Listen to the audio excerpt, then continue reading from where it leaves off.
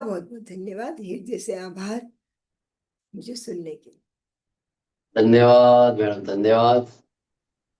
ज्ञान योग अध्याय 6 बहुत अच्छा आपने समझाया कि योगी बनना है तो क्या क्या करना पड़ेगा। तो भगवान श्री कृष्ण ने संवाद रूप में बहुत समझाया कि योगी होना है तो क्या करना पड़ेगा। तो ये सारी बातें आपने बहुत अच्छी तरह से समझाई। तो मैं ये थोड़ा एक भजन के द्वारा भी मैं बता देता हूँ, जो गंगा सती पानबाई का जो है, इसमें यस, उन्होंने अवश्य। बताया है। गंगा सती और पानबाई, पानबाई जो है उसकी सखी है, और जो गंगा सती है वो उसको भजन द्वारा उपदेश देती है। योगी थो होय तो संकल्प ने त्यागो ने, आदरो तमे अभ्यास रे। हरि भाड़वा होय तो हिम्मत राखो ने, जेनो परिपूर्ण सर्वमा वास रे। ए योगी थो होय तो संकल्प ने त्यागो ने, आदरो तमे अभ्यास रे। बायरे रजोगुणी तमोगुणी आहार न करवो ने, सपने न करवी आश रे। सत्वगुणी आहार कायम करवो ने, जेथी थाय बेऊ गुणो नाश रे। ए योगी थो होय तो संकल्प ने त्यागो ने, आदरो तमे अभियास रे। भाई रे सत्व गुण માં ભેદ છે મોટો રે, એક શુદ્ધ બીજો મલિન કહેવાય રે। મલિન સત્વ ગુણ નો ત્યાગ કરવો રે, ત્યારે પરિપૂર્ણ યોગી થાય રે। हे योगी थो होय तो संकल्प ने त्यागो ने, आदरो तमे अभियास रे। भाई रे विदेह दशा तेनी प्रगटे ने, ते त्रणेय गुणोथी थयो पार रे। हे गंगा सती एम बोलिया रे, जने लाग्यो तुरिया तीथ मातार रे। हे योगी थो होय तो संकल्प ने त्यागो ने, आदरो तमे अभियास रे। तो भगवत गीता अध्याय 6 में 24 नंबर का श्लोक, इसमें ही बताया है कि संकल्प प्रवांत कमासम त्यक्त्वा सर्वान् शितः मनसवे इंद्रिया ग्रामम विनयम समस्ता। इसमें आपने अभी देखा, आपने पढ़ाया, बहुत अच्छी तरह से विजडम शेयर किया कि योगी बनना है तो संकल्प को त्यागना है। तो यस। संकल्प कौन सा संकल्प?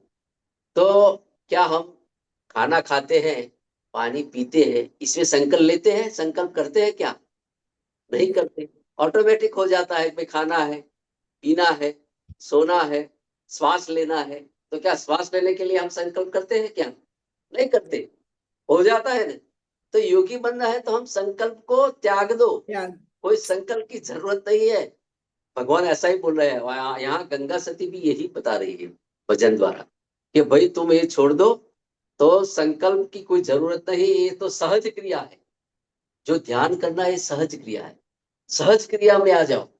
तो ही तुम योगी बन सकते हो। तो हरि भाळवा होय तो हिम्मत राखो ने, जेनो परिपूर्ण मां वास रे।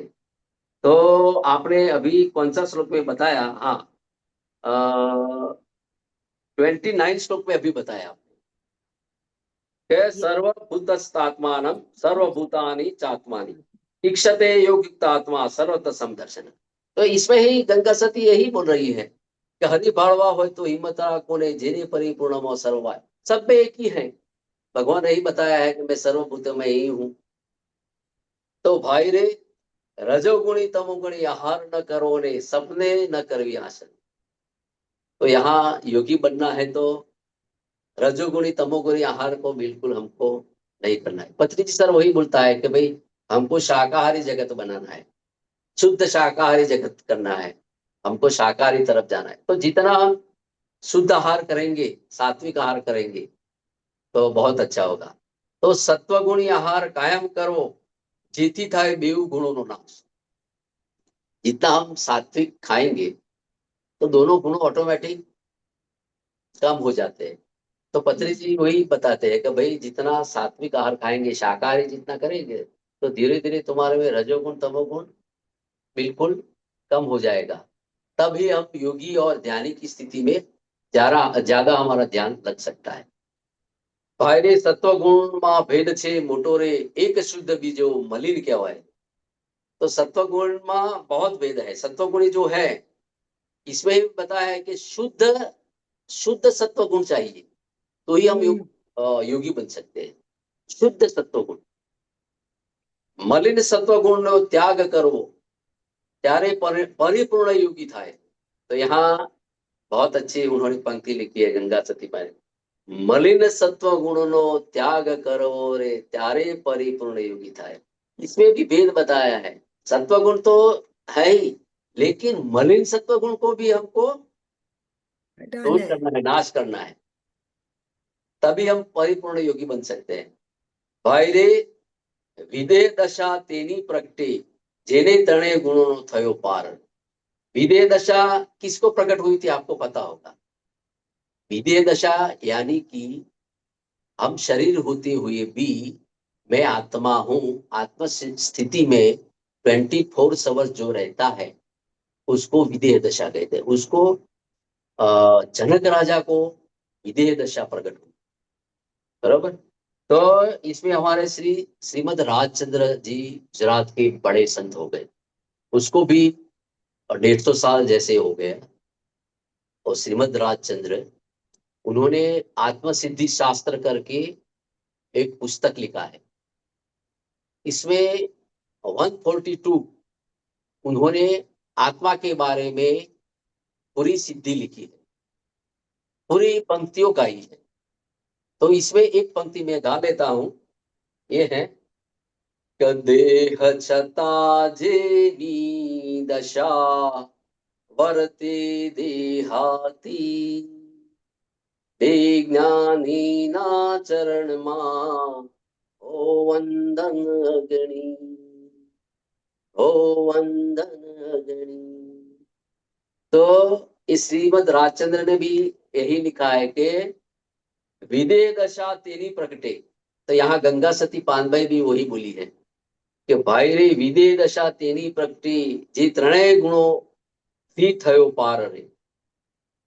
तो विदेह दशा में रहना तो इतनी बड़ी बहुत बड़ी बात है। 24 समय हम आत्मदृष्टि में रहना, ये कोई बहुत तपस्या योगी हो ना वही रह सकता है। बाकी तो हम जितने अभी मंदिर में गए, मंदिर से बाहर आ गए, तो फिर ऐसा ही ऐसा हो गए। 1 घंटा हमने ध्यान किया तो ध्यान की अवस्था बना ली, फिर भी ध्यान खत्म हो गया, किसी के बात में आ गए, तो फिर वो विदेह दशा हमारी गायब हो गई, और फिर हम शरीर रूप में आ गए और विकर्म करने लगे कर्मों को।